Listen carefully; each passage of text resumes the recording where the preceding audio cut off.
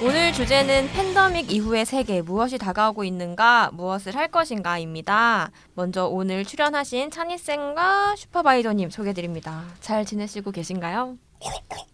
아이쿠. 이건 아니고요. 그냥 네. 이런 상황이 되지 않기 네. 위해서 우리 모두 노력해야 될 것 같습니다. 안녕하세요, 차리쌤입니다. 네, 저도 잘 피하고 잘 있습니다. 저기 슈퍼바이저님은 천식이 계신데 네, 잘 피하죠. 천식 환자 절대 맞아요. 걸리면 안 됩니다. 네, 조심하셔야 됩니다. 우리 진짜 음. 세계 미래를 위해서도 건강 보존하십시오.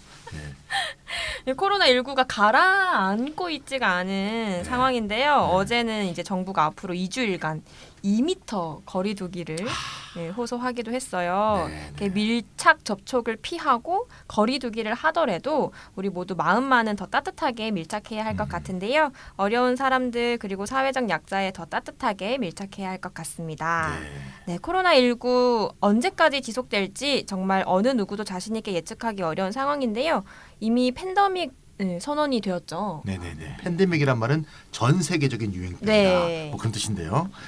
코로나19 바이러스에 대해서 이제 팬데믹 선언을 할까 말까 망설이던 WHO 국 세계보건기구죠. 네. 3월 11일에 드디어 팬데믹 선언을 했습니다. 중국하고 한국, 일본에 막 창궐할 때는 안 하다가 맞아요. 유럽에 퍼지고 있잖아. 맞아요. 이 자식들이 유럽 중심주의야. 하여튼 어쨌건 간에 네. 때려진 감이 있고요. 네. 지금도 조금 더 일찍 팬데믹 선언을 했어야 되지 않는가 이런 생각이 좀 있고요. 자, 우리가 지금 녹음하고 있는 오늘이 3월 23일인데 네. 3월 23일 오전 9시 23분 현재 전 세계 확진자 수가 33만 명을 돌파했습니다. 네. 사망자 수는 1만 4천 명을 넘었고요.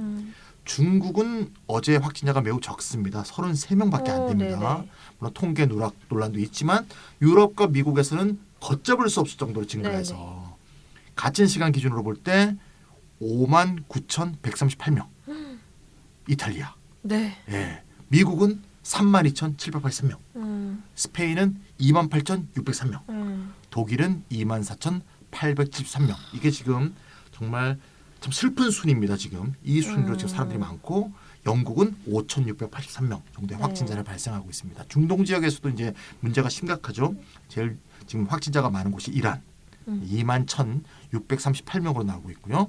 한때 확진자 수 2위였던 한국은 네. 확진자 수 8위까지 떨어져서 약간 좀 숨을 돌리고 있는 상황인데 다른 데가 사실 너무 많아져가지고. 네. 그래서 오늘도 출입국했던 이제 공항에서 네. 100몇십 명 이상의 확진자가 지금 나왔다 그러죠. 한국 공항에서 들어오는 사람들. 유럽이나 미국에서 들어오니까요. 한 지역에서 주춤하더라도 다른 지역에서 확산되고 있기 때문에 절대 방심할 상황이 아니다 이렇게 볼 수 있습니다. 네, 전 세계적으로 퍼지면서 뭐 출입국 통제라든가 봉쇄 조치 이런 얘기도 계속 나오고 있잖아요. 네, 거의 모든 나라에서 이제 출입국 통제를 하고 있고요. 아예 봉쇄를 해서 오도 가도 못하는 나라도 꽤 많습니다. 네, 그래서 지금 제일 사망자가 많이 나온 나라가 어딘지 아시죠? 이탈리아. 이탈리아입니다. 네네. 23일 지금 현재 5,400명을 돌파했는데요. 지역 봉쇄, 외출 금지 뭐 이직이 시작됐다고 하는데 어저께 시장이 파티를 벌였다고. 왜요? 이탈리아의 모 시장이. 집에서 사람들을 못 나가게 해놓고 자기 네. 파티했어요. 답이 뭐 웃긴데요. 이탈리아니까. 응? 이탈리아가 좀 문제가 있는 것 같습니다. 어쨌건간에 스페인도 이제 이동 제한령이 내렸고 스페인의 지금 레알 마드리드 전 회장이 사망했습니다. 어머. 어제 지금 난립니다 지금. 지금 뭐 하루하루가 급박한데 독일의 일부 주들도 검토 중이라는 뉴스가 나오고 있고 독일에서도 이제 학교, 주점, 클럽 등이 다 폐쇄된 상태고요. 그 유명한 스타벅스도 문을 닫았다고 하고요. 중국에서 이제 대유행일 때 중국 공장이 다 멈췄고 네. 중국 공장이 멈추니까 중국의 자재를 받아야 되는 전 세계 공장들도 다 멈추는 네. 뭐 이런 상황이었고요. 지금 이제 중국이 서서히 가동률을 높이고 있지만 유럽과 미국이 여전히 가동 중단 상태고요. 독일은 대표적인 산업인 자동차 공장이 멈췄습니다. 그래서 이 사태가 결국 뭘 말해주냐? 코로나19 팬데믹이 글로벌 생산 공급망을 전부 붕괴시켰다. 네. 그래서 전 세계 경제가 어떻게 연결되어 있는지를 잘 보여주고 있는 이런 상황을 보여줄 수 있고요. 이 점 때문에 그러니까 어느 한 지역의 상황이 좋아진다고 해도 세계 경제 전체가 팬데믹 이전 상황으로 복원되기 매우 어렵다 이렇게 말할 수 있고요. 대유행이 끝나기 전에는 상황이 달라지지 않을 것 같습니다. 두 달 사이에 엄청나게 지금 경제가 무너지고 있는 것 음. 같은데 대공황에 준하는 사태로 이어질 거라는 예측이 많잖아요. 네네. 뭐 실제로 전 세계적으로 공장 가동이 중단되고 특히 유통이나 여행업 산업이 무너지고 있는 중이고 거의 뭐 네. 예, 죽었죠 다. 예. 네, 세계 증시도 뭐 주가 하락 음. 이런 것들로 많은 분들이 또 패닉 상태이기도 하고요. 특히 금값은 2012년 수준으로 뛰기도 했고 네. 여기저기에서 실물부터 금융까지 침체와 위기가 나타나고 있는 상황입니다. 구체적으로 어떤 상황으로 이어질지 그리고 어떤 대응 조치가 필요한지는 나중에 더 말씀 나누기로 하고요. 일단 먼저 여러 나라들에서 이루어지고 있는 방역 조치부터 어떻게 볼 것인지 따져보려고 합니다. 우한이나 이탈리아처럼 상당히 강력한 조치, 예를 들면 지역 폐쇄나 외출 금지부터 조금 완화된 형태이지만 한국처럼 사회적 거리두기와 확진자 동선 추적과 공개까지 매우 다양한 네. 방역 조치들이 등장하고 있는데요. 네, 일단 먼저 좀 짚어야 할 게 있는데 뭐 다양한 방역 조치들이 등장하고 있지만 백신이 개발되기 전에는 상황이 달라지지 않을 거라는 점입니다. 어쨌건 상당 기간 방역 조치도 유지될 거라는 점이죠. 형태의 차이는 있겠지만 하여튼 우리의 삶은 상당 기간 동안 그전과 완전히 달라져 있다라는 겁니다. 근데 백신 개발이 최소 1년 뭐 걸릴 거다 이런 보도들도 좀 있어가지고요. 그것도 낙관적인 전망이죠. 순조롭게 진행된다고 해도 임상 실험해야 되니까 그렇죠. 뭐 그 정도 걸리는 거죠.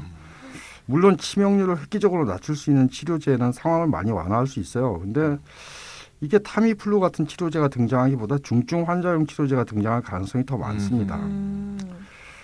예, 근데 이제 한국 데이터 가장 많은 코로나 검사를 했잖아요. 네. 한국 데이터 기준으로 보면 확진자 대비 치명률이 약 1.2% 정도 나옵니다. 그렇군요. 예, 해외 국가의 치명률은 물론 이보다 높습니다. 제일 높은 나라는 이태리인데요. 9.3% 정도 됩니다. 독일이 제일 낮더라고요. 0.2%. 네. 역시 이게 나라의 수준이 딱 보여지는 것 같습니다. 예. 백신이 일단 개발되지 않은 상태잖아요. 네. 한국에서도 최근 3차 감염 사례까지 나왔어요. 아이고.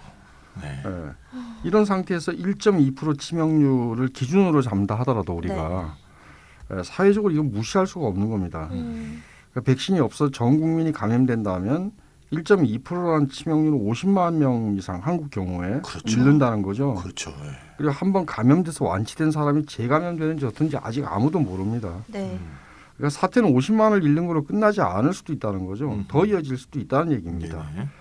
코로나 확진자 급증 때문에 다른 질병을 치료를 못 받는 경우도 생길 수 있는 생기고 거고요. 있죠 이미 또. 그럼 예. 이것은 전반적인 의료 시스템 붕괴까지 갈 수 있습니다. 대구의 젊은이가 그렇게 해서 네. 사망했죠. 맞아요. 그랬죠. 네. 방역 국가가 등장하게 되는 이유가 여기 있을 거라고 봅니다. 어떤 국가도 이런 상황에서 뒷짐지고 있기가 참 어렵습니다. 영국 정부가 한때 선별적 지역 봉쇄나 공격적인 검사 또는 환자 격리 대신에요. 인구 전체 집단 면역을 키워가는 목표로 하는 소위 지연 전략을 채택한다 이런 얘기가 나왔었어요. 그런데 모 대학 시뮬레이션 결과 최소 26만 명을 잃을 수 있다. 지연 전략으로는 이야기가 나왔어요. 그럼 못하죠 그렇게. 그러니까 갑자기 이제 학교 폐쇄 등 제법 강력한 조치로 돌아선 배경이 여기 있습니다. 글쎄요. 어떤 정부가 강력하건 좀 더 완화된 형태건 뒷짐지고 있을 수 있는 정부는 없을 거라는 점입니다. 자, 네. 강력한 방역 조치로는 이탈리아 이야기가 많이 나오는데 지역 폐쇄, 다중 이용 시설 폐쇄에서 외출 금지, 뭐 사실상 전 국민들이 이제 집에만 있는 가택연금 이런 상태인데요. 이 백신이 나오거나 치료제가 나오기 전에는 방역 조치들이 조금 완화될 수는 있어도 근본적으로 달라질 수는 없을 것 같거든요. 그렇겠죠. 네. 예. 제조업의 생산 중단이나 요식업 항공사 파산 이런 경제적 여파는 나중에 더 살펴보기로 하고 만약에 지금 같은 상태가 계속 지속이 된다면 우리가 알고 있던 시민사회의 모습이 전혀 다른 모습으로 바뀔 것 같아요. 이미 좀 많이 바뀌어 있죠. 네. 예. 뭐 지금은 선거 기간 때문에 못하는 것이긴 하지만 어쨌든 집회의 자유. 최근에 그 어디 노조가 파업하는 데 보니까 2m씩 옆에 앉아 있더라고요. 네. 이렇게 쭉 뛰어서. 네. 집회의 자유가 네. 제한이 되고 이동의 자유. 네.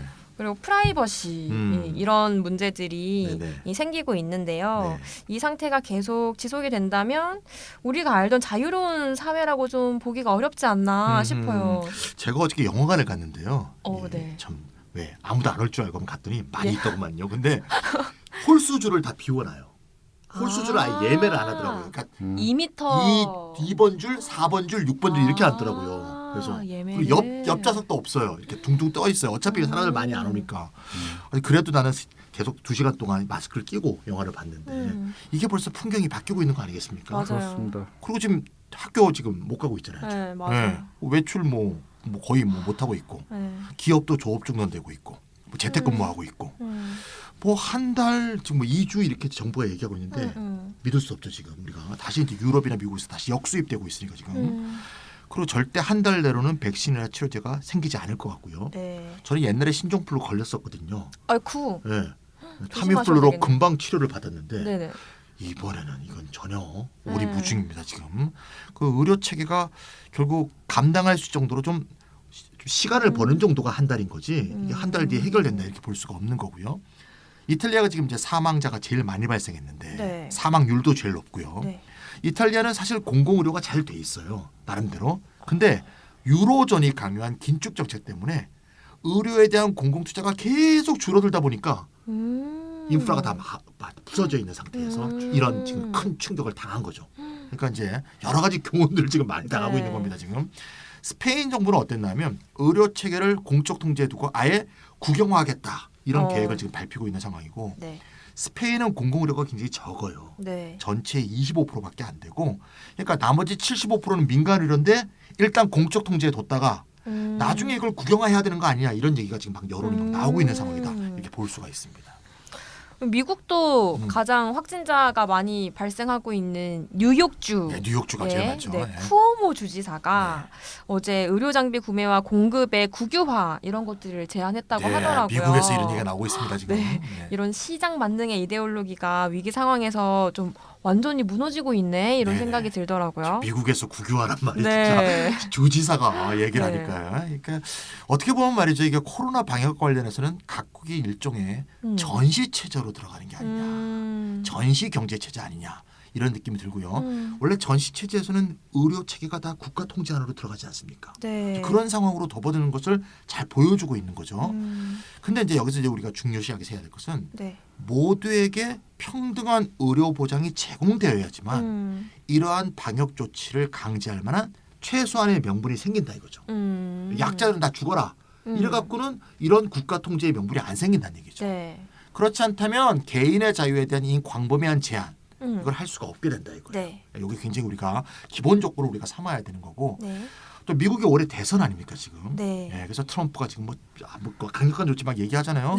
이 문제가 큰 이슈가 될 가능성이 많이 남아 있고 잘 아시겠지만 메디케어 포 올이라고 하죠. 네. 미국은 이제 의료보험 체계가 잘 안 돼 있잖아요. 그래서 지금 민주당 경선에서 밀리고 있는 샌더스 이 사람이 이제 단일 의료보험 국가가 관리하는 단일 의료보험인 메디케어 포 올을 도입하자 이런 네. 주장을 하고 있는 샌더스가 다시 이번 이 팬데믹 사태를 통해서 다시 재활하지 않을까 이게 일어서 재기하지 않을까 이런 생각도 들고요.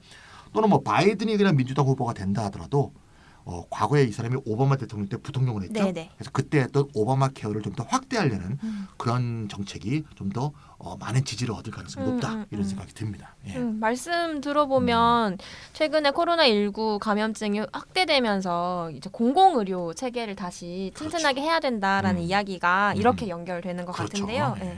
뭐 백신이나 치료제가 등장하기 이전이라도 국가가 의료 체계로 보장해줄 경우에만 방역 조치로 인한 자유의 제한이 어느 정도 정당화된다 이런 말씀으로 굉장히 중요한 얘기입니다. 이해했습니다. 네네.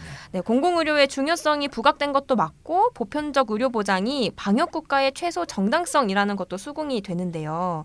근데 어쨌든 우리들은 상당 기간 동안 이렇게 최소한 사회적 거리두기를 해야 하고 통제받는 듯한 그런 자유권을 제한받고 있는 그럴까요? 이런 것들을 좀 감당해야 한다는 것인데 약간 확진자가 무슨 위치 다 이렇게 추적되고 이렇게 막 왔다 맞아요. 갔다. 이게 찝찝하죠. 예. 네. 예. SF 영화 보는 것 같기도 하고. 그건 예. 좀 상당히 나은 경우입니다. 네. 이태리 같은 경우는 밤에 군인들이 순찰을 돌고요. 몽둥이로 때리기도 하고 아이고 병원이 부족해서 군용 침대에 재우고 막 그래요. 아니 무솔리니가 다시 등장했네요, 진짜. 네, 근데 전시 체제네 진짜. 정부는 오성하고 그 민주당이 연합연립 정부죠. 소위 중도 좌파 정부죠. 아하.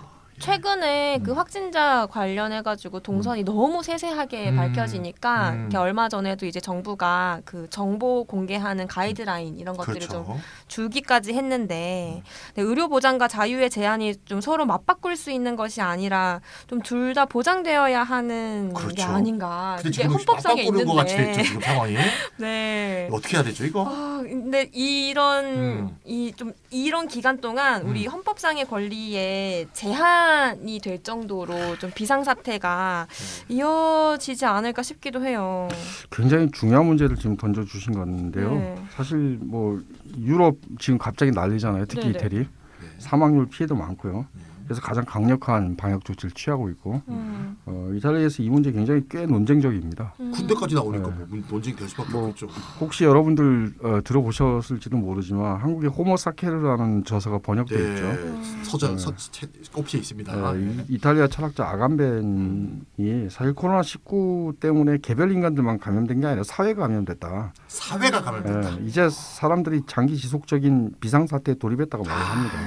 그래서 지금 상태는 감염을 막고 벌거벗은 생명으로 살아남는다는 것만이 다른 어떤 가치보다 우선하는 일종의 방역 권력이 탄생한 상태다. 방역 권력. 그러네요. 네, 사실 이건 푸코 개념. 푸코 얘기니까. 에피데미올로지컬 파워라는 잘 푸코의 개념인데.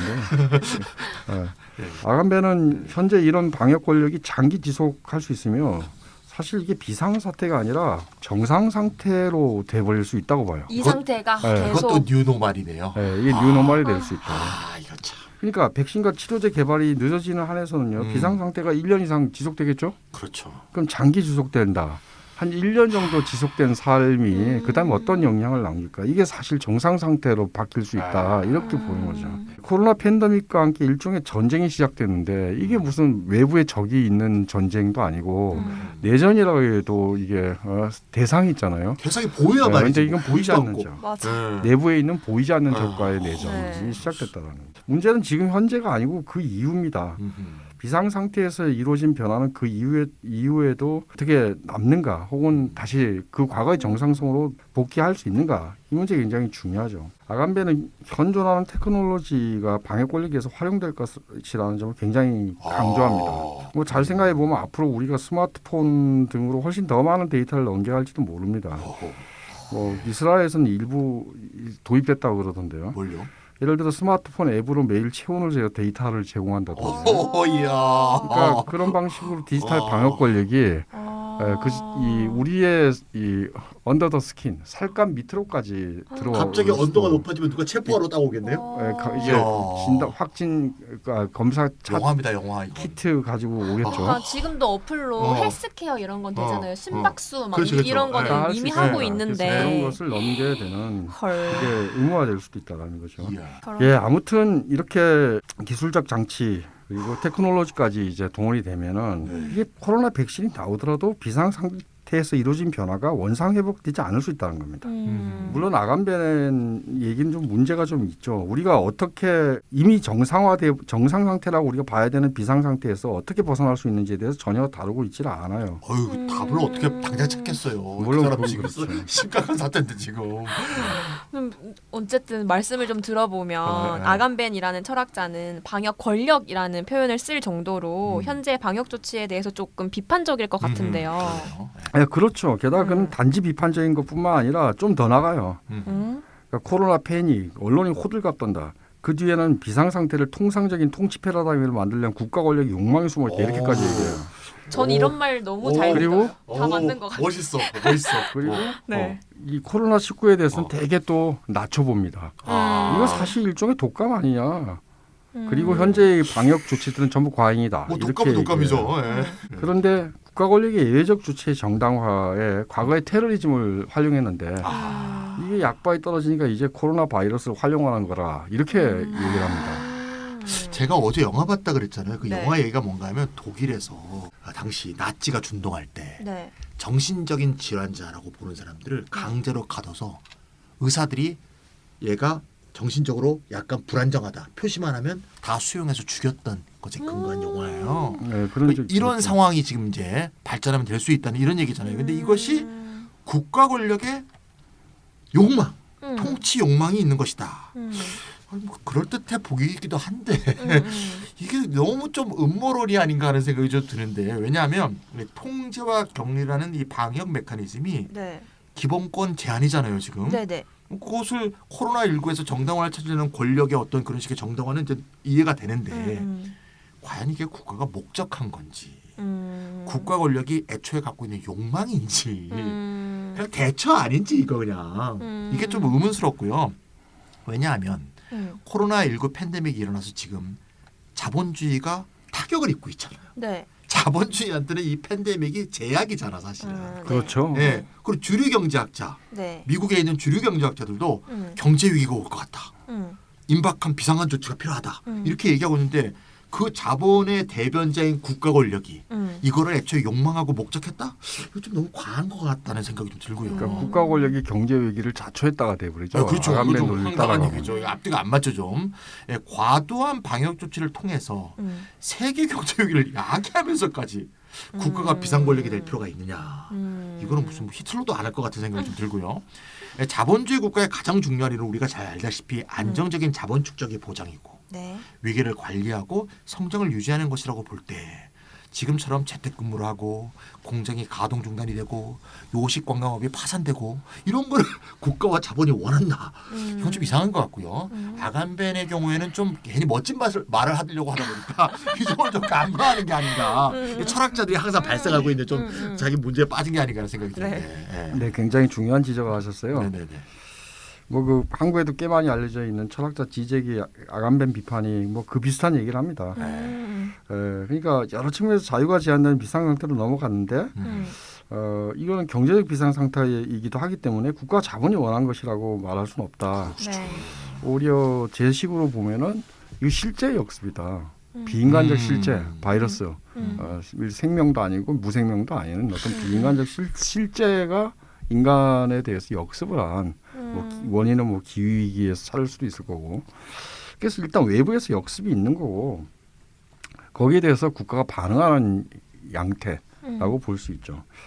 하지만 국가 권력의 작동이 예외적인 통제 권력의 속성을 갖게 되고 또 이 디지털 기술과 접목될 거고 그렇기 때문에 이게 굉장히 큰 후유증을 남길 것이다. 어쨌건 예전과 다른 세상이 초래될 거라는 지적만은 우리가 음미할 필요가 있어요. 근데 여기에서 우리가 더 주목해야 될 거는 국가기구가 통계를 왜곡한다든지 투명한 보고를 한다든지 하지 않는다든지 이런 문제점들에 대해서 주목을 해야 된다. 그리고 역시 이제 지적이 아간벤 비판에서 강조하는 부분인데 방역 권력에 대한 일반화된 개탄보다는 좀 분화된 비판적인 시각이 필요할 것 같아요. 아, 그러니까 옳으냐 틀리냐 이럴 정도로 아니, 이분법이 그러니까 아니고. 무조건 방역 권력은 틀렸다. 아하. 그리고 그것은 자유에 대한 침해고 그렇죠. 그리고 우리가 원래 가지고 있던 시민사회 붕괴했다. 이게 수용소가 됐다. 아, 과하면서 그렇게 얘기하면 두드려 맞아요 지금. 이렇게 한탄을 할 게 아니라 태극기 하시. 우리가 좀 더 분화된 시각을 가져야 되는데 이게 과연 필요한 조치인가? 이 정부가 하려는 조치가 효과적인가? 혹은 지금 모든 일이 투명하게 이루어지고 있느냐? 또는 이게 중앙집중적으로 억압적으로 위에서 아래로 내려 꽂고 있느냐? 아니면 아래로부터 자발성에 근거하는가? 이런 문제들을 따져야 될 거랍니다. 그렇죠. 그러니까 똑같이 어떤 외부에서 온 실제 역습에 대해서 국가가 반응하는 거라 하더라도 방역 권력의 종별적인 차이가 있을 수 있다는 겁니다. 여기에 대해서 우리가 주목을 해야 된다는 거죠. 아간벤이 말했듯이 비상사태에 수립된 구조가 그 이후에도 영향을 미친다면 이런 종적 차이들에 대해서 우리가 주목을 하는 건 굉장히 중요한 문제가 될 겁니다. 지금 억압적 중앙집중 체제로 확산을 맞는다면 그 이후에도 그 체제는 어느 정도 후유증을 남길 것입니다. 네. 코로나19로 비대해진 국가를 방역 권력으로 싸잡아 말하기는 매우 쉽죠. 그러나 그렇게 말하고 나면은 우리가 분화된 비판을 할 수가 없게 됩니다. 아, 중요한 얘기네요. 네. 근데 요즘 한국의 방역에 대해서 진짜 막 다른 나라에서 엄청 막 잘하고 있다고 칭찬도 네. 하고 일단 투명하죠. 네, 그런 기사들 되게 많이 보는데 네, 얼마 전에는 이제 유발 하라리의 글이 신문 기사에 아예 소개가 되었는데요. 다 나오시네. 네네. 네. 네, 각국 정부가 당면한 이 위협에 대응하는 과정에서 전체주의적인 감시와 그리고 시민 권한 확대 이 둘 사이의 갈등이나 혹은 국수주의적 고립과 글로벌 연대 사이에서 무엇을 선택하게 될 것인가 이런 질문들을 했다고 하는데요. 중대한 주제네요, 진짜. 네네. 네. 하라리는 한국을 좀 투명한 정보 공개와 시민들의 협조로 감염 확산을 저지한 성공적인 사례로 언급을 하고 있더라고요. 네, 그 하라리가 이 사례로 들었던 중국과 이스라엘, 최근에 이탈리아 아까 군대도 동원했다고 그랬죠. 이게 이제 중앙 집중력 감시 체제라고 볼 수 있을 것 같고. 네네. 한국은 이제 우리 태극기 세력들이 뭐 중국을 봉쇄하라 뭐 어쩌고 난리를 쳤지만 그렇게 하지 않고 독일처럼 네. 완화된 형태, 보다 시민의 자발성에 근거하는 형태로 문제를 해결하려는 그런 우리가 움직임을 보여왔다는 거 우리가 잘 알고 있죠. 네네. 지금까지는 일단 한국 사례가 성공적인 것 같습니다. 그래서 앞으로도 근데 성공적이려면 네. 굉장히 중대한 문제가 해결돼야 되지 않는가 이런 생각이 들고요. 아래로부터 우리가 자발적으로 우리가 지금 잘 국가의 어떤 조치, 정부의 조치에 잘 그러니까 또 질본의 우리가 조치에 잘 이렇게 우리 리액션해서 잘 가고 있지 않습니까? 네. 이게 진짜 성공하려면 사회를 보호해야 됩니다. 사회의 특히 약자를 보호해야 됩니다. 네네. 예, 경제적 침체가 어쩔 수 없이 오지 않습니까? 네네. 우리가 음식점 가보면 텅텅 비어 있지 않습니까? 네. 근데 그 음식점 주인, 음식점의 노동자들 다 물질적 삶을 보장받을 수 있어야 되지 않습니까? 그러니까 우리가 자발적으로 이렇게 방역에 협조, 방역 권력에 협조하고 있다면 국가는 그에 대한 대응으로 당연히 모두의 물질적 삶을 보장하고 사회를 보호하는 조치를 취해야 된다는 거죠. 네네. 이런 적극적인 사회정책, 예를 들면 지금 많이 논의되고 있는 재난기본소득 같은 네. 적극적 사회정책을 하지 않는다면 코로나 저지에 대한 이 자발적인 이 시민의 협조를 계속 얻어내지 못할 것이다. 이렇게 네. 말할 수 있을 것 같습니다. 네, 100% 동의하고요. 이제 코로나19가 미치는 이 경제적 여파가 어떤지 그리고 이것을 극복하기 위해서는 어떤 정책이 필요한지로 넘어가야 될 것 같습니다. 근데 그 전에 한 가지만 꼭 짚고 넘어갔으면 좋겠는데요. 얼마 전에 나사가 제공한 위성 사진이 BBC 뉴스에 실렸대요. 예. 네, 1월 1일부터 20일까지 위성 사진에서 이산화질소가 이 농도가 엄청 높게 나왔다고 하는데 예. 공장 가동이 중단되어서 그런지 2월 10일부터 25일까지는 네. 이 위성 사진에서 이산화질소가 급감소했대요. 사실- 맞아요. 중국 지금 글씨인 사실 건데 미세먼지가 작년에 비해서 훨씬 네. 적지 않습니까? 네, 맞아요. 네, 어제 네. 날씨 남산 너무 좋더라고요. 어제 남산 저 갔었는데요. 오늘 국회 앞에서 또 기자회견 하고 왔는데 새파라요. 네, 하늘이 와. 너무 예쁘더라고요. 이야. 이런 경제가 좀 둔화된 것을 보여주기도 하지만 네. 오히려 기후위기 측면에서는 좋은 효과를 낳는다. 이게 무슨 역설입니까? 네. 네. 이런 말도 되는 네. 것 같고요. 네. 네, 바이러스 창궐은 물론 기후 변화와 관련이 있다라는 주장도 나오고 있는데 맞습니다. 네, 본격적으로 경제적 여파와 대책을 논하기 전에 이런 생태적 관점의 이야기를 나누면 좋을 것 같아요. 어쩌면 지금의 이 가동 중단이라든지 네. 셧다운 이 전세가 매우 우연한 계기로 탈성장 테스트 돌입했다고 말할 수도 있어요. 탈성장 테스트. 예. 그러니까 가동 중단은 실제로 필수적인 소비가 어느 정도인지 또는 네. 어느 정도까지 사회적 파국 없이 생산을 줄일 수 있는지 테스트하는 것이라고 볼 수도 있어요. 오, 예. 물론 문제는 이런 종류의 테스트에서 희생자는 항상 경제적 사회적 약자라는 점이죠. 그러니까 그래서 테스트. 아까 차인 선생님이 말씀하신 것처럼 사회의 보호가 굉장히 중요한 문제가 될 것 네. 같습니다. 탈성장 테스트 하려면 사람을 살리면서 해야지. 그렇죠. 네, 다 맞아요. 죽이면서 테스트하면 탈성장에 동의할 수가 없죠. 일반 민중이. 그래서 이런 종류의 탈성장 테스트는 사실상 이 서민들 죽이는 이런 상황이기 때문에 이 경제 체제를 생태적으로 전환하는 네. 그 목적을 갖고 있는 테스트라고 볼 수는 없고요. 정말 의도하지 않은 이상한 규모의 어떤 테스트라고 볼 수 있고요. 어쨌든 그래서 지금의 탈성장 테스트는 어떤 좋은 테스트가 아닙니다. 네, 네. 자본주의자 한계를 못 벗을 거고요. 어쨌건 자본주의를 유지하기 위한 부양책이 나오는 정도로 네. 이 테스트에 대한 해답이 나오는 것으로 일단 이번의 테스트는 끝나지 않을까 이렇게 예측이 됩니다. 뭐 그러겠죠. 네네. 네, 그러면 이제는 본격적으로 코로나19의 글로벌 경제 여파와 대응책에 대해 이야기를 나눠보도록 할까요? 네네. 네. 코로나19로 세계 경제가 불황으로 치닫는데 한 달이 채 안 걸렸어요. 네, 이미 2008년을 능가하는 경제 위기라는 말이 나오고 있는데 먼저 찬희 쌤이 현황을 좀 알려주시겠어요? 네, 이게 뭐 심각하죠. 네. 미국에서는 그 3월 9일 전만 해도 반등론을 펼치던 경제학자들이 있었는데 지금 쑥 들어갔어요. 20일에 다우존스 지수가 19,174포인트로 마감했는데 3분의 1의 가치가 증발했습니다. 예, 물론 뭐 주가의 그 시장 가치가 이 97년에 한번 걸렸던 서킷 브레이커. 서킷 브레이커는 이제 원래 뜻이 네. 과열 회로를 차단한다 그런 뜻이에요. 예, 주가가 지나치게 급등하거나 급락할 때 일시적으로 주식 매매를 정지시키는 건데 이게 이제 발동이 됐습니다. 20몇 년 만에. 그럼 이제 오늘 우리가 지금 녹음하고 있는 게 3월 23일인데 네. 한국의 코스피하고 코스닥이 네. 모두 개장하자마자 네.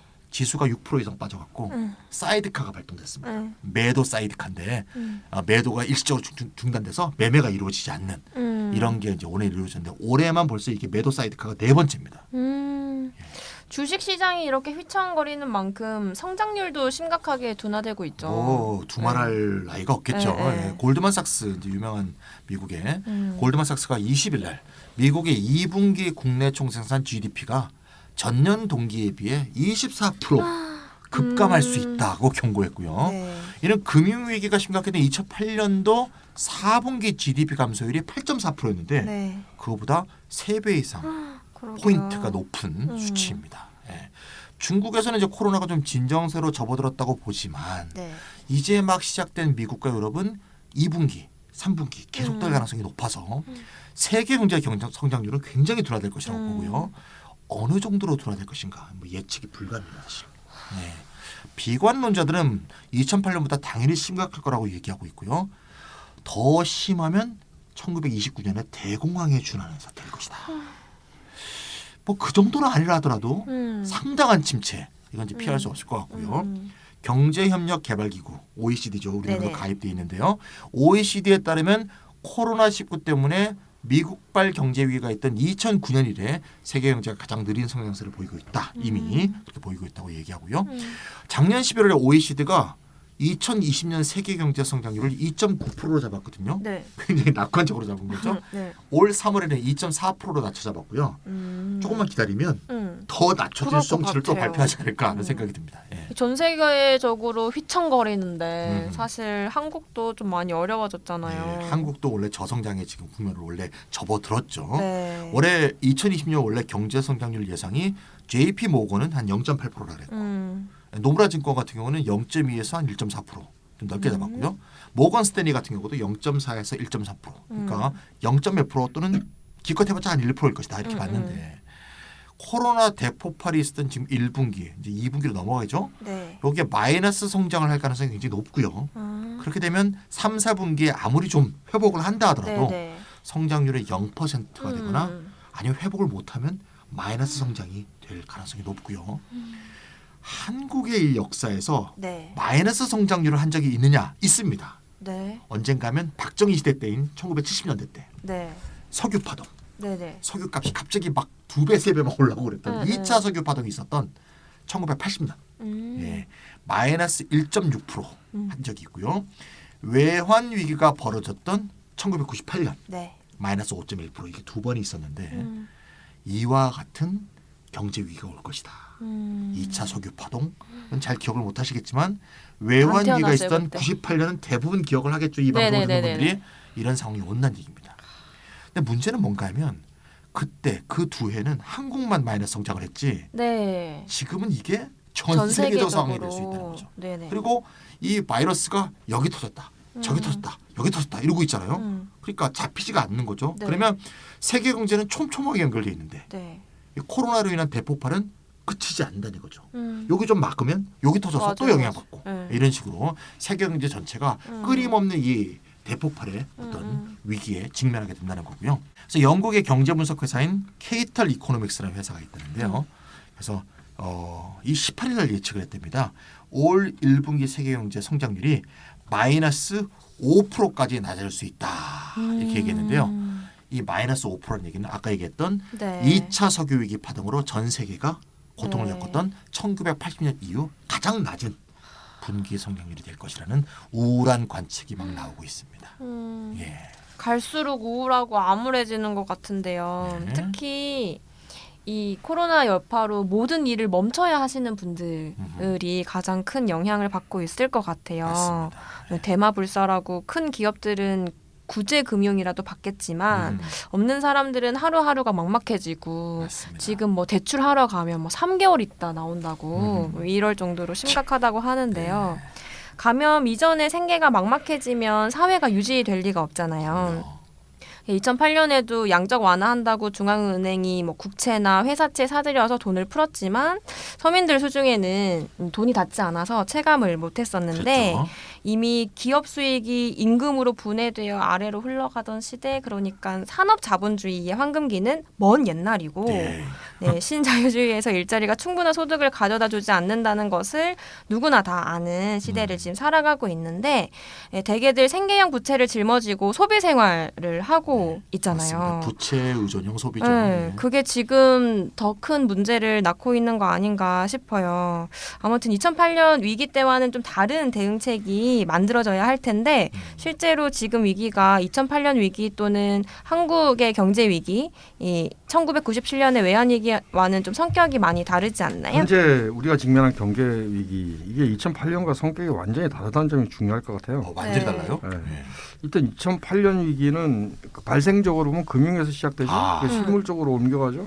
근데 그래요? 이 코로나 경제 위기는 이 발생 지점이 실물 쪽입니다. 그래요. 예. 좀 구체적으로 살펴보면 감염병이 등장하고 확산되고 서비스 여행업이 마비되고 공장 가동 중단되고 임금 소득이 감소되고 총수 수요의 위기가 오고 결국엔 기업의 실적이 악화되는 단계를 거칩니다. 네. 그래요? 그럼 이제 이게 금융시장에 타격을 만들어가지고 네. 금융위기로 이렇게 번져가는 이런 거죠. 그러니까 바이러스는 실물에서 공급 사슬뿐만 아니라 수요까지 다 망쳐 놓았고 이 실물이 이렇게 망가진 다음에 금융 쪽으로 가는데 지금 미국에서 펀드런이 왔다 그래요. 21일에 골드만삭스 머니 마켓 펀드 두 곳에서 10조 가량 빠져나갔다 그래요. 이 MMF라고 그러는 건데요. MMF. 네, 고객 돈을 이제 모아가지고 기업은 주로 네. 단기 금융 상품 CP 같은데 투자하는 이제 펀드 상품이죠. 근데 만약에 이제 기업이 실적 악화 예상이 이제 나오면은 이 CP를 찍어도 팔리지 않게 되는 거죠. 지금 비슷한 상황이 한국에서 일어나고 있습니다. 그래서 이 일종의 국가가 머니 마켓 펀드를 만들어 가지고 사들여야 된다. 그러니까 단순히 회사채 사들이는 게 아니라 CP도 사들여야 된다. 이런 얘기를 지금 중앙은행에서 하고 있는 상태입니다. 만약 펀드런이 일어난다. 그럼 실물에서 저신용 기업의 줄도산이 이어집니다. 좀 정리를 해볼까요? 2008년과 달리 실물에 시작돼서 금융위기로 번져가는 구조다. 이게 굉장히 중요한 차이다. 뭐 최근 유가 급락도 뭐 산유국들이 증산 조치를 취한 것뿐만 아니라 그 기저에 코로나19에 따른 글로벌 석유 수요 감소 우려가 놓여 있다는 평가도 나오고 있죠. 그렇죠. 결국 코로나19는 실물 경제가 안 그래도 무역 갈등, 지정학적 위기를 다 가지고 휘청거리고 있었는데 여기에 더해서 하나의 커다란 불확실성으로 등장한 것이라고 봅니다. 그래서 제 생각에는 이게 보건 이슈에서 시작한 거잖아요. 네. 이 보건 이슈가 해결되지 않는 한에선 공급 차질 수요 측은 불가피할 겁니다. 이는 금융시장에 굉장히 큰 변동성을 낳고 위기로 치달을 수 있습니다. 결국에 위기가 출발한 지점, 실물 문제가 해결이 돼야 되고 그 실물 위기의 원인, 보건 이슈가 해결이 돼야 되고 그걸 해결하려고 그러면 우리가 계속 강조했듯이 사회가 보호돼야 됩니다. 말씀은 보건 이슈에서 비롯된 실물 위기가 이제 금융을 포함한 전체 경제로 옮아가는 방식이 2008년 경제 위기랑 좀 다른 양상이다 이런 말씀 해주셨고요. 그러면 단순히 금융적 방책 말고 공급과 수요에 걸친 실물 위기에 대한 대응책이 나와야 될 것 같은데요. 네, 그렇죠. 이 주제는 사실 우리가 계속 지금 강조했던 지금 필요한 건 단순한 의학적 방역을 넘어서 사회의 보호라는 문제가 더 맥이 닿아 있다라는 인식하고도 관계가 되는 것 같습니다. 네. 그러니까 보건 이슈에서 촉발된 실물 위기라는 측면, 네. 이런 측면은 이번 위기에 대한 경제적 대응이 반드시 사회적 측면을 가질 수밖에 없을 거라는 점을 이미 암시하고 있습니다. 감세면 만세형통이라는 트럼프가요. 어쨌건 뭐 한국 돈으로 1억 이상 소득자들은 제외하긴 했지만 거의 모든 국민한테 $1,000 지급을 약속했죠. 네. 오늘 신문을 보니까 어떻게 상원의 통과가 안 돼가지고 이게 좀 골치 아프게 돼 있는 모양이던데. 공화당이 통과를 안 시켜주네요. 아니 민주당이 안 시켜줘요? 민주당이 좀 몇 가지 이게 패키지로 올라갔기 때문에 상원은 공화당이 더 많잖아요. 단순 과반수가 아닌 모양이더라고요. 그래서 하여튼 통과 안 됐어요. 그럼 상원은 53석 정도로 갖고 있는 것 같아요. 60 정도. 좀 더 장황히 봐야겠네요. 네. 보수지 경제학자 맨큐도 아무튼 일시적이지만 모든 국민한테 천달러 수표를 그냥 주자 이렇게 말했죠. 이런 얘기가 나오는 게 저 크레딧 신용보다 이 캐시 그러니까 현금을 네. 주자는 얘기가 나오고 있는 게 코로나 경제 위기의 발생 구조적 측면하고 저는 관계된다고 봅니다. 네. 이게 사람들이 감염병 때문에 집에 쉬어야 되고 소득이 없어지는 네. 이런 발생 구조를 갖고 있기 때문이죠. 그러다 보니까 기업이 위험해지고 그러다 보니까 금융이 위험해지고 이런 구조를 갖고 있다는 거예요. 그러니까 이 사회 위기 해소가 네. 굉장히 중요한 경제 정책적 위상을 갖고 있는 상황이다라는 말로 제 의견을 드릴까 합니다. 이제는 사회의 보호를 포함해서 경제 위기에 대해 어떤 대응책이 있는지 살펴보면 좋을 것 같은데요. 마침 이렇게 트럼프도 이야기하고 미국의 민주당의 많은 사람들도 이야기하는 그렇죠. 네, 재난수당 혹은 재난기본소득의 논의로 전 세계가 좀 떠들썩한데요. 여기에 대한 반론으로 당장 더 많은 피해를 입은 영세 자영업자들의 보호가 우선돼야 되는 거 아니냐 막 이런 이야기도 들리기도 합니다. 일단 먼저 찬희쌤이 재난기본소득 논의를 먼저 정리해 주시고 네, 슈퍼바이저님이 그 외의 대응책까지 종합해서 한번 말씀해 주시면 좋을 것 같습니다. 아니 우리나라 미국이 한다 그러면 잘 따라하는데 왜 이런 걸 안 따라하는지 잘 모르겠어요, 진짜. 우리가 먼저 해서? 트럼프 1조 달러를 얘기하고 있잖아요. 네. 자, 들여다보니까 그중에 5천억 달러는 직접 지급하고 나머지 5천억 달러는 기업에 지원하고 뭐 이렇게 돼 있던데 1조 달러면 1,200조가 넘어요. 그렇죠. 지금 그런 과감한 조치가 필요한데 지금 어쨌건 시간대별로 한번 살펴볼게요. 이게 우리나라도 지금 막 논의가 들끓고 있는데 네. 정부가 급격한 조치를 안 취하고 네, 있는데 2월 25일입니다. 이제 기본소득당이 네. 한시적인 재난기본소득 30만 원과 2주의 온국민 유급휴가를 하자 네. 이렇게 주장을 했고 그 다음 날인 26일 날 네. 랩 2050의 윤형중 팀장님이 뭐 저도 잘 아는 분인데 30만 원 재난기본소득을 주장했습니다. 네. 이 둘의 주장은 모두에게 개별적으로 무조건적으로 30만 원을 주자는 주장으로 공통된 주장이고요. 네. 좀 원래 의미의 기본소득과 다른 점은 뭐 잘 아시다시피 일회성이라는 거, 한시적이라는 얘기죠. 뭐 정기적이지 않다는 그런 거 말고는 모두 개별적, 무조건적 이거는 이제 기본소득의 기본적인 원칙을 갖고 있고요. 네. 요거하고 조금 결이 다른 거로 3일 뒤에 2월 29일 날 네. 이재웅 소카 대표가 네. 비정규직 프리랜서 실업자 등을 1천만 명 이제 선별한 거죠. 사회적 약자를 대상으로 하는 형린 지원을 하자고 하고 비슷한 이름을 붙였어요. 재난기본소득. 네. 그 이름은 같은데 내용이 좀 달라요. 재난기본소득이라는 표현하고 청와대 청원까지 했죠. 네. 그리고 또 유명한 사람이다 보니까 이제 매스컴에서 많이 탔습니다. 네. 그러다 보니까 재난기본소득이 앞에 이제 기본소득당이나 유형중 팀장이 얘기했을 때보다 좀 더 매스컴을 많이 탔고요. 네. 아쉽지만 자 3월 4일 날 또 기본소득을 당론으로 하고 있는 시대전환 그다음 또 기본소득당 이 두 개 당이 중심이 돼서 한시적 기본소득 지급을 위한 국회 기자회견을 했죠. 네네. 기본소득 항공네트워크도 같이 참가했고요. 네. 그래서 이 시기쯤이 되니까 이제 정의당, 녹색당, 기본소득당, 시대전환당 등이 전부 다 중요한 화두가 되고 비슷한 주장들이 속출했습니다. 네. 사실 기본소득당은 이 코로나19가 대구 경북 지역을 중심으로 급속도로 확산이 시작되었던 그 시점에 네. 아프면 쉬어야 된다라는 그렇죠. 취지로 처음에 코로나 기본소득을 주장을 했었고 근데 이제는 전국적으로 좀 확산이 좀 시작되면서 이제는 전 국민에게 정말 아프면 쉴 수 있고 그리고 이 더 감염을 막을 수 있도록 재난 기본소득이 전 국민에게 주어져야 된다 이런 주장을 했었는데요. 어쨌든 기본소득당을 비롯해서 시작은 기본소득을 주장해왔던 원외 정당이나 혹은 연구소, 기본소득 지지자들 중심으로 시작이 되었고 그러다가 어떤 유명인들도 함께 가세하면서 갑자기 전 국민적인 이슈로 떠오른 것 같은데요. 네, 이재용보다 더 유명한 사람들이 이제 주장을 하기 시작했죠. 네, 3월 6일 날 이재명 네. 경기도지사, 그렇습니다. 3월 8일에 김경수 경남지사 네, 재난기본소득으로 액수도 키워서 맞아요. 100만 원을 네, 하자. 이제 50하고 100이 30하고 100은 좀 느낌 차이가 있죠. 네. 역시 이제 돈을 주무르시는 도지사다 보니까. 더 심각해져서 그렇죠. 이제 그런가 점점. 봐요. 예. 100만 원 일시 지원을 이제 주장하게 된 거고요.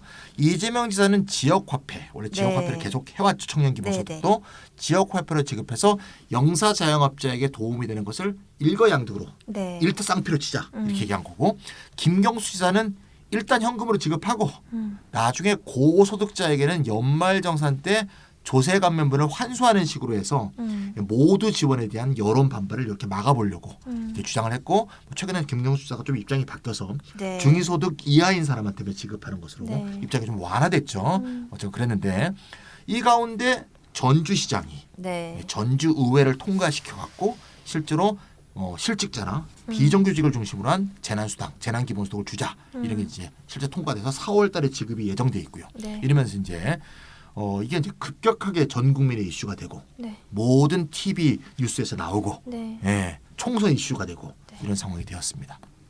근데 이제 아쉬운 것은 네. 트럼프의 $1,000 지원책이라든가 영국의 보수당은 임금의 80%를 보전하겠다. 이런 이제 과감한 조치들이 나오는데 이런 조치들이 우리나라에서 아직 나오고 있지 못하다는 게 이제 문제고요. 정부가 이제 뭐 감세, 금융 지원 이런 대책을 중심으로 해서 원래 코로나 대책이 나왔었죠. 네. 쿠폰 같은 것도 일부 있습니다만, 네. 네. 그리고 또 이제 많은 이제 보수 언론을 중심으로 해서 선거용 포퓰리즘이 아니냐 맞아요. 이렇게 얘기하니까 좀 해야 된다 생각하는 사람도 이렇게 주저를 하게 되는 거죠. 네네. 이런 상황이 굉장히 좀 아쉬운 거고요. 그래서 정부에서는 아직도 이제 본격적으로 검토를 하거나 본격적인 정책이 못 나오고 있는 이런 상황이라서 좀 아쉽고요. 또 3월 12일에는 농민기본소득 전국운동본부의 성명서가 나왔습니다. 네. 재난기본소득을 주창하는 제가 썼습니다. 아유, 네. 그래서 또 현재는 기본소득 한국네트워크 선생님들을 비롯해서 네. 많은 지식인들의 연서명이 네, 지금 네. 진행되고 있으니까 다들 또 서명 좀 해주시면 힘을 좀 보탤 수 있을 것 같습니다. 네. 2월 25일부터 지금까지 이 시간 순서대로 일목요연하게 정리를 해주셨는데요. 그러면 재난 기본소득이 어떤 역할을 할 수 있다고 볼 수 있을까요? 아까 이제 슈퍼바이저님도 많이 얘기했지만 네. 위기의 사태의 본질을 좀 꿰뚫어 보면 2008년 위기하고 다르다. 네. 본질적으로 다르다. 왜냐하면 복원에서 시작된 거니까. 음. 복원에서 시작됐던 것은 사람으로부터 시작된 거 아닙니까? 네. 그러니까 사람의 소득의 문제에 직접적인 영향을 미치고요. 네. 기업도 유동성에 문제가 있죠. 기업도 이제 채권 사채 발행이 안 돼, 회사채 발행이 안 돼서 돈을 못 하니까 정부에서도 지금 채권 안전 기금을 만들겠다 뭐 이런 얘기도 하지만 기업의 문제 이전에 가게가 죽게 생겼다. 네. 그래서 저번에 택시를 탔더니 이건 병으로 죽는 게 아니라 돈이 없어서 먼저 죽을 것 같다. 이런 얘기들을 하고 계시거든요. 네. 그래서 이런 문제를 먼저 해결해야 된다. 총수요 문제에 대해서 누구나 염려하지 않으면 안 되는 상황. 이게 이제 2008년과 아주 확연하게 다른 상황이다 이렇게 볼 수 있고요. 아까 이제 우리 코알라님이 말씀하시듯이 2008년도는 양적 완화를 주요 수단으로 삼았죠. 전 세계 네. 또 큰 나라들이 유럽이건 미국이건 간에. 근데 이제 그때 기업에 막 이렇게 돈을 막 쏘았는데도 수요 문제 해결이 안 됐잖아요. 예, 그래서 그런 방법은 더 이상 해결책이 안 된다는 것을 우리가 2008년도에 배웠으니까 네.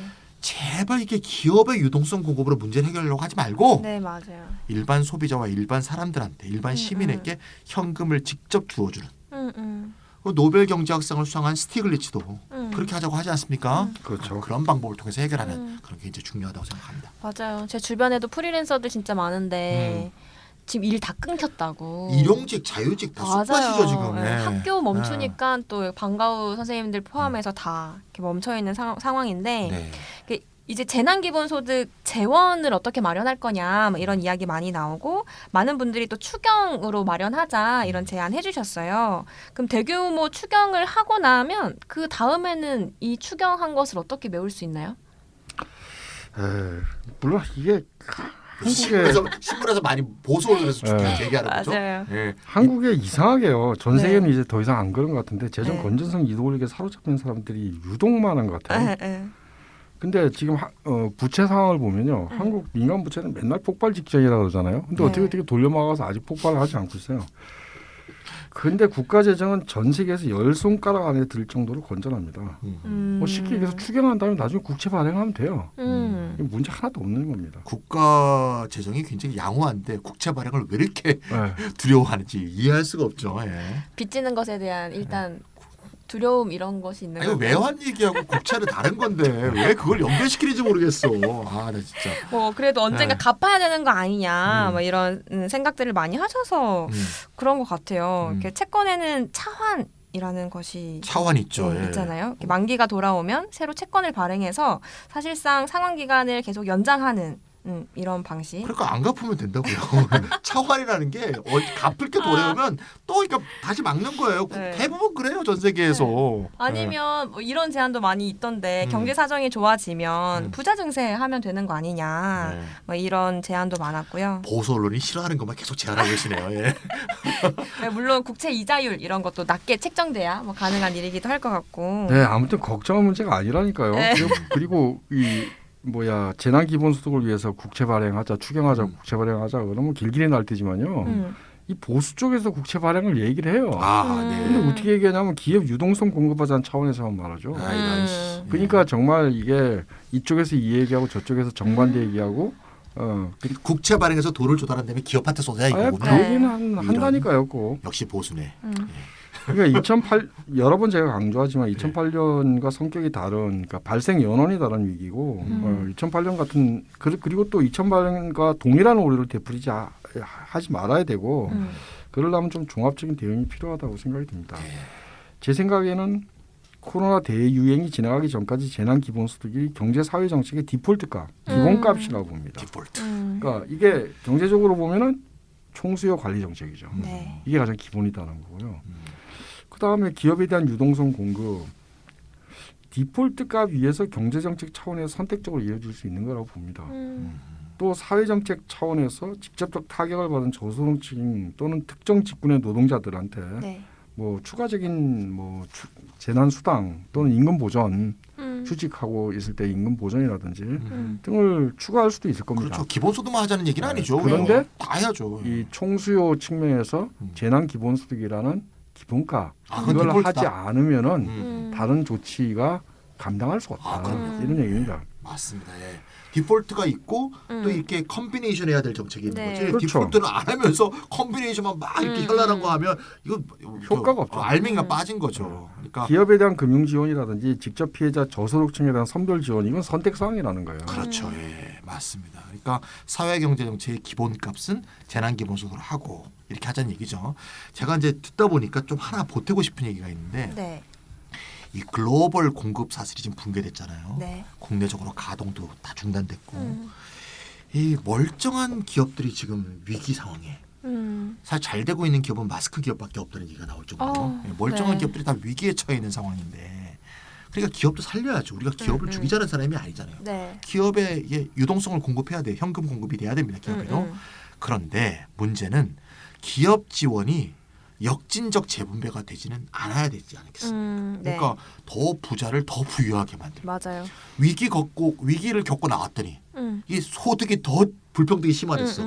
이러면 이 위기는 더 강력한 위기로 발전하는 거 아니겠습니까? 네. 그래서 포스트 코로나 시대가 곧 오겠죠. 코로나를 우리가 극복하면 포스트 코로나 시대가 왔을 때 유망한 기업, 네, 계속 이걸 지원해야 될 기업이라면 금융 지원도 해야겠지만 금융 지원을 할 것이 아니라 지분을 사들이는 방식은 좀 어떻겠냐.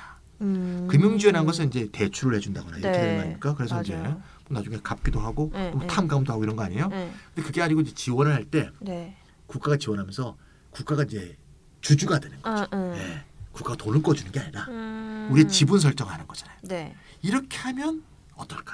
그러니까 다 하자는 것도 아니야. 포스트 코로나 시대 때 이거 국가가 좀 투자를 해서 국가가 지분을 갖게 되면 이제 의미가 있는 기업 같은데 이렇게 이런 식으로 지분을 갖는 방법으로 하자는 얘기죠. 그러니까 돈을 그냥 꿔주는 것보다는 네. 네, 투자를 하고 국가가 지분을 획득한다면 나중에 포스트 코로나 시대가 됐을 때 경제가 좋아져. 네. 이익이 나. 그러면 그 이익 배당에 국가가 참여할 수 있잖아. 네. 그럼 이게 우리가 늘 얘기하는 공유부 배당. 네. 네. 그래서 국가가 공유지분권을 갖고 있으니까. 네. 그래서 공유부 배당을 가진 것 같고 이때는 이제 재난기본소득이 아니라 일상적인 노멀한 기본소득을 할 수 있는 탄탄한 재원을 오히려 이 위기 상황에서 우리가 만들 수 있지도 아닌가 이런 생각이 좀 듭니다. 아주 재미있는 발상입니다. 제가 공유지분권 모델이라고 불렀던 그 재원 조달 방식인데요. 네, 슈퍼바이저님한테 배웠습니다. 네. 아니 저도 사실 그 최초의 그 상상력은 제임스 미드한테 제임스 미드. 네. 배웠던 거고요. 예. 근데 물론 미드는 그런 프로그램을 제시한 적은 있지만 현재 상태에서 어떻게 공유지분권 경제를 이행할 건가에 대해서는 별 말을 하고 있지 그렇죠. 않아요. 네. 근데 과거 역사를 보면 항상 이 경제 위기가 경제적 조직 형태를 바꾸는 굉장히 중요한 계기가 되잖아요. 그렇죠. 그렇죠. 음. 네. 이번 위기도 충분히 그럴 수 있다고 봅니다. 결국 기존 기업의 유동성 부족 문제 이외에도 이번 코로나 위기에서 필수적으로 요구되는 보건의료 분야의 신규 투자도 있을 수 있을 텐데요. 뭐 네. 어느 나라 지금 뭐 백신을 개발하니 뭐니 뭐 하면서 의료 투자가 일어나고 있잖아요. 이것도 국가가 지분 출자를 하는 방식의 공유지분권 모델로 이루어졌으면 합니다. 네, 그렇게 하면은 네. 사실 그 이후에 기본소득 재원을 활용할 수 있고요. 좀 더 나가서 좀 다른 주제이긴 하지만요. 이런 방식의 접근을 그린딜, 뭐 생태 전환에도 적용할 수 있다고 그린딜. 봐요. 네. 그린 뉴딜 얘기 많이 나오는데 네. 사실 녹색 기업한테 유동성 공급하는 거예요. 그러면은 녹색 기업의 이윤은 늘어나고 녹색 일자리는 뭐 부분적으로 생길 수 있겠지만 그 녹색 기업의 이윤이 어떻게 전 국민한테 분해될 수 있는 것인지에 대해서 별 대책이 없습니다. 그리고 녹색 기업이 굉장히 상당히 높은 수준의 자동화된 기업일 수도 있고요. 임금으로 분해된다는 보장이 없죠. 녹색 기업한테 돈을 퍼줄 게 아니라 녹색 기업을 공유 기업을 한다든지 또는 뭐 국가가 지분 투자를 해서 공유 지분권 모델을 한다든지 민간 합작을 그런 방식으로 이렇게 하고 그린딜 자금을 쓴다 그러면은 녹색 기업들의 수익이 향후에 나중에는 기본소득 재원으로 활용될 수 있을 것 같습니다. 그러니까 단순히 일자리 창출, 공공일자리, 녹색 공공일자리만 강조하는 그린 뉴딜 플랜보다 이게 훨씬 저는 낫다고 생각합니다. 그러니까 이제 녹색 민간 기업이라는 탈지구나. 네. 공공일자리나 창출하는 녹색 그린 뉴딜보다는 네. 오히려 공유지분권을 매개로 한 그린 딜로 가자. 그렇죠. 기획재정부에 우리 슈퍼바이저님 가셔야 되는데 이게 지금 이 중요한 시기에 이게 이런 정책 해야 되는데 이거 진짜 어떻게 하지 이거? 세상에. 제가 물론- 기획재정부에 있는 게 제 과 친구들이 많거든요. 네. 아유. 제가 이런 뭐- 생각 안 하거든요. 참 답답합니다. 예, 다 국장들인데. 예. 물론 여기서 이제 하나 더 네. 유보를 둘 거는 네. 뭐 이렇게 한다고 해서 탄소세와 생태 기본소득 연동 모델의 의의가 줄어드는 건 아니잖아요. 그건 해야 그럼요. 된다 계속. 예, 예. 그린데이를 추진하더라도 예. 기술의 리바운드 효과를 막기 위해서 반드시 이 탄소세하고 생태 기본소득을 연동시켜서 도입을 맞습니다. 해야 됩니다. 공유보 배당으로서 지분권에서도 나오고 재원이 네. 탄소세에서도 나오고 그렇죠. 이렇게 해야죠. 다 해야죠. 예. 어쩌다 보니까 지금 코로나19 이후에 재난 기본소득 이야기를 하다가 이제 어떻게 기본소득 재원을 장기적으로 마련할 것인가에 대한 이야기까지 기획재정부를 슈퍼바이저 이거라니까. 예. 네, 코로나 바이러스가 야기한 경제 위기에 대해서 다시 한번 더 깊은 이야기를 나눠보기로 약속을 드리면서 오늘은 이 정도로 마무리를 해야 될 것 같은데요. 마무리로 한 말씀을 드리면 기껏 바이러스라고 생각했었던 것이 이제 정치, 경제, 사회, 나아가 우리의 소소한 일상까지도 너무 많이 바꾸고 있는 상황이에요. 그렇게 견고하던 신자유주의도 어쩌면 자본주의마저도 감염병에 흔들리고 있는 모습으로 보이는데요. 네, 그런데 감염은 제가 좋아하던 러시아의 소설가 톨스토이의 인간학에서 가장 중요한 개념이기도 한데요. 감염. 네, 톨스토이가 말한 것은 감정의 전염입니다. 네, 그래서 인간사는 좋은 감정의 감염과 나쁜 감정의 감염 사이의 싸움이라고 말했습니다. 멋있습니다. 예. 네, 코로나 바이러스가 감염적인 만큼 어쩌면 그 이상으로 우리들의 감정도 감염적일 것입니다. 혐오와 배제의 감정이 코로나와 함께 감염되는가 아니면 연대와 우애의 감정이 코로나와 함께 감염되는가 이것이 어쩌면 코로나 이후를 결정할지도 모르는데요. 코로나 위기가 끝난 후에 그래서 우리가 소위 부르는 정상 상태로 되돌아갔을 때 우리가 직면하게 될 정상성은 우리가 그 이전에 익숙하던 정상성이 아닐지도 모릅니다. 다만 아마도 분명히 다른 형태의 정상 상태가 될 것인데요.